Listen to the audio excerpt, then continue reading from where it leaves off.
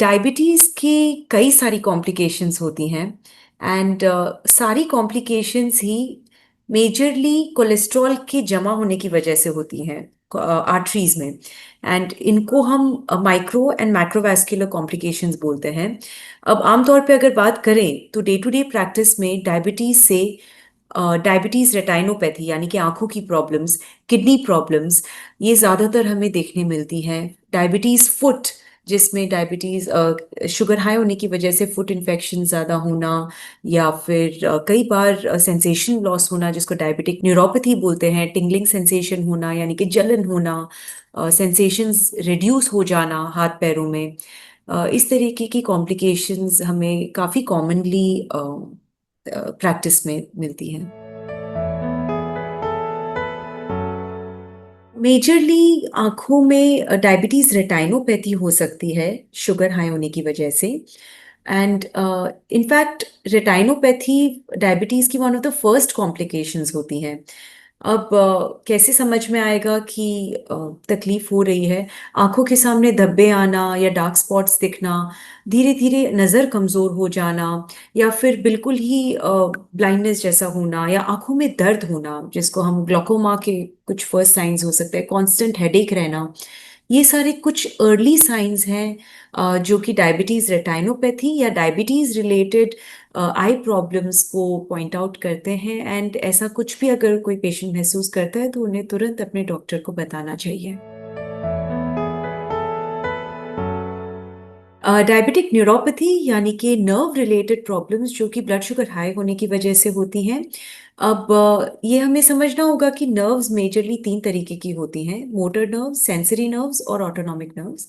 अब motor nerves जब affect होती हैं तो मसल वीकनेस होना, हाथ पैर में कमजोरी महसूस होना, इस तरीके की तकलीफें होती हैं। सेंसेशनल लॉस, सेंसरी लॉस जब होता है तब नॉर्मल से अलग सेंसेशंस महसूस होना, जैसे कि टिंगलिंग नमनेस यानी कि सुई जैसा लगना, जलन होना हाथ पैरों में। इसको पैरेस्थीसिया कहा जाता है और ये सेंसेशनल लॉस होता है। कई लोगों को ठंडे और गर्म पानी के बीच में फर्क नहीं समझ में आता, या वाइब्रेशन सेंस चला जाता है, जॉइंट पोजीशन सेंस चला जाता है। फिर थर्ड तरीके की प्रॉब्लम है जिसको ऑटोनॉमिक नर्व रिलेटेड इश्यूज बोलते हैं। इसमें ब्लैडर कंट्रोल लूज हो जाना, बावल कंट्रोल लूज हो जाना, इवन सेक्सुअल हेल्थ में प्रॉब्लम्स आना, ये सारी चीज़ें ऑटोनॉमिक नर्वस डिसफंक्शन की वजह से होती है। स्वेटिंग, जब गर्मी लगती है तब स्वेटिंग ना होना, ये सारी चीज़ें ऑटोनॉमिक नर्वस डिसफंक्शन की वजह से होती हैं। तो डायबिटीज़ तीनों ही नर्व ग्रुप्स को अफेक्ट कर सकता है। एंड ये काफ़ी सीरियस प्रॉब्लम्स है जिसके लिए आपके डॉक्टर आपको हेल्प कर सकते हैं। So diabetes and kidney related problems काफ़ी ही नोन फैक्ट है।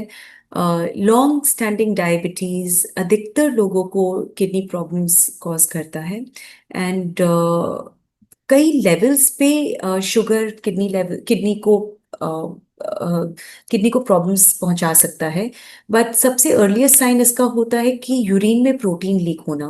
तो जब भी आपका रूटीन टेस्ट होता है, जब आप अपना रेगुलर हेल्थ चेकअप के लिए जाते हैं या डायबिटीज दिखाने जाते हैं अपने डॉक्टर को, तो एक यूरिन टेस्ट जरूर कीजिए।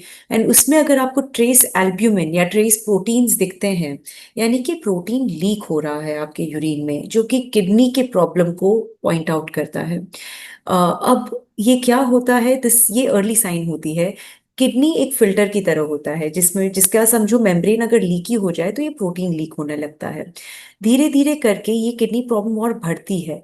अब जब किडनी अगर अच्छे से फंक्शन नहीं करे तो कई सारे टॉक्सिन्स बॉडी में बिल्डअप होने लगते हैं, जो कि इन वन वे और दी अदर आपकी बॉडी को बहुत सारा नुकसान पहुंचा सकते हैं। इसको मेडिकल लैंग्वेज में डायबिटिक नेफ्रोपैथी बोलते हैं। और इसके कई सारे ग्रेड्स होते हैं। इसका सबसे अर्ली साइन होता है यूरिन में एल्ब्यूमिन या प्रोटीन लीक होना। दूसरा होता है कि जब धीरे धीरे क्रिएटिनिन, ब्लड क्रिएटिनिन बढ़ने लग जाता है। अच्छी बात यह है कि ये कुछ हद तक रिवर्सिबल होता है, ठीक है, अगर शुगर को स्ट्रिक्ट कंट्रोल में रखा जाए, डायबिटीज़ को अच्छे से मैनेज किया जाए, रेगुलर हेल्थ चेकअप किया जाए, आपके डॉक्टर्स के साथ फॉलो अप रखा जाए, तो इस प्रॉब्लम को अ, बढ़ने से पहले ही रोका जा सकता है। इनफैक्ट अब कई सारे ड्रग्स भी ऐसे आ गए हैं जो कि डायरेक्टली इस प्रॉब्लम से डील करने में हेल्प करते हैं। तो अनलाइक पहले जहाँ पे सिर्फ हम डायबिटीज यानी शुगर कंट्रोल कर सकते थे, उसके अलावा और कोई ऑप्शन नहीं था instead of giving supportive care, आज की डेट में डायबिटीज नेफ्रोपैथी के लिए टारगेटेड ड्रग्स भी आ गए हैं जिससे आपके डॉक्टर आपकी हेल्प कर सकते हैं। सो ये काफ़ी बड़ा चैलेंज होता है एंड इसका एंड स्टेज ये होता है कि किडनी फेल हो सकती है जिसकी वजह से डायलिसिस पे जाना पड़ सकता है। Diabetes heart related problems definitely cause कर सकता है, इनफैक्ट वेरी कॉमनली कॉज करता है। एज जैसे हमने पहले डिस्कस किया था, डायबिटीज डायरेक्टली एथेरोस्क्लेरोसिस कॉज करता है, यानी कि कोलेस्ट्रॉल जमा करता है आर्टरीज में, बड़ी आर्टरीज में भी और छोटी आर्टरीज में भी। जब भी मेजर आर्टरीज ब्लॉक होती हैं तो वो हार्ट के सर्कुलेशन, हार्ट का जो पर्सनल ब्लड सप्लाई होता है उसको अफेक्ट कर सकती है, जिसकी वजह से हार्ट का जो मस्क्यूलेचर होता है उसमें प्रॉब्लम्स आ सकती हैं। एंड डिजीजेस जैसे हार्ट अटैक, हार्ट फेलियर्स, ये कॉमनली हो सकती हैं। एंड इनफैक्ट जिन भी डायबिटिक्स में शुगर कंट्रोल अगर टाइट नहीं है, अगर वेल कंट्रोल डायबिटीज नहीं है, तो हार्ट प्रॉब्लम्स होने का, हार्ट अटैक्स होने का रिस्क थ्री फोल्ड बढ़ जाता है। एंड ऑफ कोर्स जहाँ पे हाइपरटेंशन या थायराइड जैसी बीमारियां साथ में हो तो ये रिस्क बहुत ज़्यादा होता है। लेकिन टाइट कंट्रोल के साथ ये काफ़ी कम हो जाता है। सिर्फ यही नहीं, डायबिटीज़ ट्रीट करने के लिए आज की डेट में जो दवाइयाँ प्रेजेंट हैं उनसे काफी हद तक हार्ट प्रॉब्लम से प्रोटेक्शन भी मिलती है। जैसे कि SGLT2 इनहिबिटर्स हैं या फिर DPP4 इनहिबिटर्स हैं। ये सारे ड्रग्स ऐसे हैं जो कि सिर्फ शुगर ही कंट्रोल नहीं, लेकिन हार्ट को भी हेल्प करते हैं, हार्ट प्रॉब्लम्स को अवॉइड प्रिवेंट करने में भी हेल्प करते हैं। So diabetic foot earliest sign patients जो महसूस करते हैं वो ये होता है कि सेंसेशन लॉस होता है। कई बार पेशेंट्स को सेंसेशनल लॉस होता है, यानी कि वो अपनी चप्पल या अपना फुटवेयर ठीक से महसूस नहीं कर पाते हैं। वो बोलते हैं कि बार बार पैर स्लिप हो जाता है या ट्रिप हो जा रहे हैं क्योंकि चप्पल वो पकड़ ही नहीं पा रहे हैं पैरों से। कई बार ठंडे और गर्म पानी में महसूस होना, फर्क, टेम्परेचर डिफरेंस नहीं बता पाते हैं। अगर पैरों पे कुछ लग जाती है तो दर्द नहीं होता है, तो पता ही नहीं चलता है कि कुछ लगी भी है। सो दीज इस तरीके की चीजें जब होती है, कई बार नेल इनग्रोन हो जाता है जो इन्फेक्ट हो जाता है, या नेल्स में ब्लड सप्लाई चला जाता है जिसकी वजह से नेल सड़ जाते हैं और वो इन्फेक्शन धीरे धीरे बढ़ने लगता है। ये कुछ कॉमन प्रॉब्लम्स हैं जो कि इवेंचुअली डायबिटिक फुट एक कलेक्टिवली डायबिटिक फुट कॉज कर सकते हैं। अब सबसे सिंपल तरीका है ये अवॉइड करने का, वो ये है कि हर डायबिटिक पेशेंट्स को अपना पैर सोते वक्त रोज एग्जामिन करना चाहिए या शावर एरिया में एग्जामिन करना चाहिए। वंस इन अ डे आप पूरे पैर को अच्छे से एग्जामिन करें, अच्छा कवर्ड फुटवेयर पहने, मेक श्योर कि आपके पैर को अच्छे से मॉइस्चराइज करके रखें। ये कुछ बेसिक प्रैक्टिसेस हैं जिससे डायबिटीज फीट, डायबिटिक फुट को एंड इन्फेक्शंस को काफी हद तक कंट्रोल में रखा जा सकता है। जब शुगर बढ़ जाता है तो वो डायरेक्टली ओरल हेल्थ को काफी हद तक प्रॉब्लम्स पहुंचाता है। तीन मेजर तरीके की प्रॉब्लम्स हो सकती हैं। सबसे पहला है लूज टीथ, टीथ में इन्फेक्शन होना, गम्स में इन्फेक्शन होना।